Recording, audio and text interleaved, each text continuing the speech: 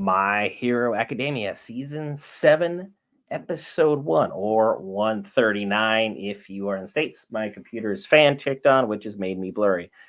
Remember, Hulu has the episode up already right now. Crunchyroll does not. Let's get into the breakdown.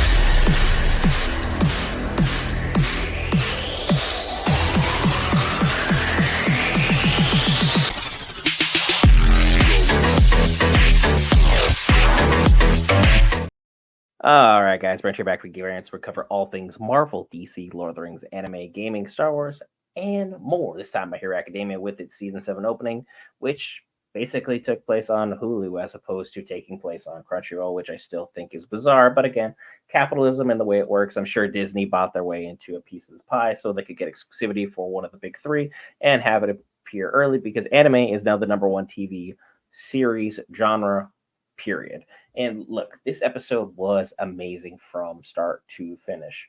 We thought we were going to be let in with a nice, easy tiptoe, a nice little remembrance.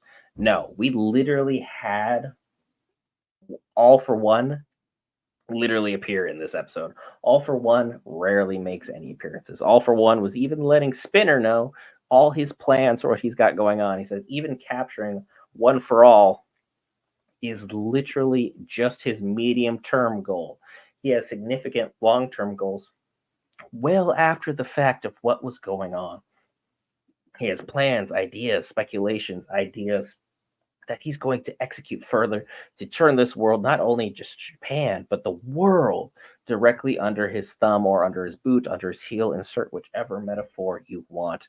And he's intending on taking over Shigaraki's body in order to do so. And Shigaraki, while dealing with so many other issues, is now struggling with he's no longer Tomura Shigaraki. He's no longer Tenko Shigaraki. He is literally just struggling with who he really is because he still also has all the blood cells and injected DNA of All for One.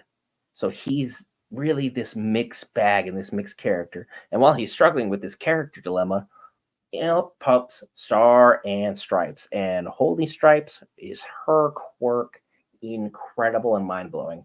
I read it in the manga. I thought it was going to be tough to show on screen. Boy, was I wrong. She was incredible out the get go. She did a great job showcasing who she was, her strengths, her quirks, her attitude. She was saved by All Might when he was over in America on an early trip. Her family was in a car that was about to be attacked by some kind of villain of some sort, of some nature. All Might showed up while he was on tour when he was like in his younger years. It looked like he was basically straight out of college. He saved the family, gave a traditional smile that everyone was okay. She wanted to grow up and become exactly like him. And her quirk definitely helps. Her quirk, whatever, she's able to impose two rules on anything she touches. First rule is usually on herself, where she's able to amplify her physical prowess, her physical strength, so that she's as large as she is, as strong as she is, and able to do incredible things on that. And then the second, whatever else she touches, she's able to impose her will on, like she tried imposing on Shigaraki, where she tried to touch him and said, hey, Tomura Shigaraki, if you move from this spot, your heart will stop. That is an OP quirk. She could grab anybody else in this universe, and as long as she knows their first and their last name, she could even grab Izuku, she could grab Bakugo, she could grab Todoroki, she could grab anybody. She could grab Dabi if she's able to hold on through his physical flames and literally tell them to basically keel over, and that would be the last we saw of that particular hero.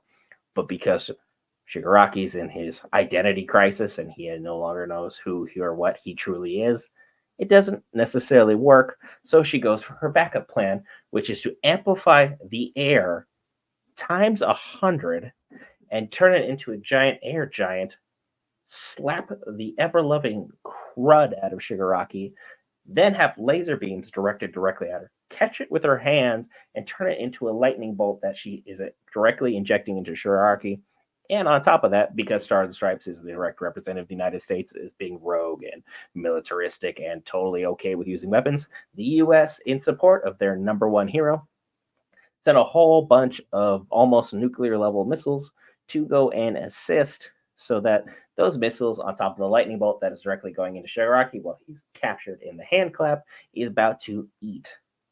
So yeah, That was episode 1, or episode 139 if you're keeping track systematically of everything going on in My Hero. Be sure to check out Hulu apparently for each episode immediately as it drops, because Crunchyroll apparently just didn't get the memo that, hey, this is one of the big three. It needs to come out just like that. Hit that lovely red subscribe button if you want all the latest on all things My Hero, as well as later today, there'll be Kaiju number 8 with my boy Will. See you guys later.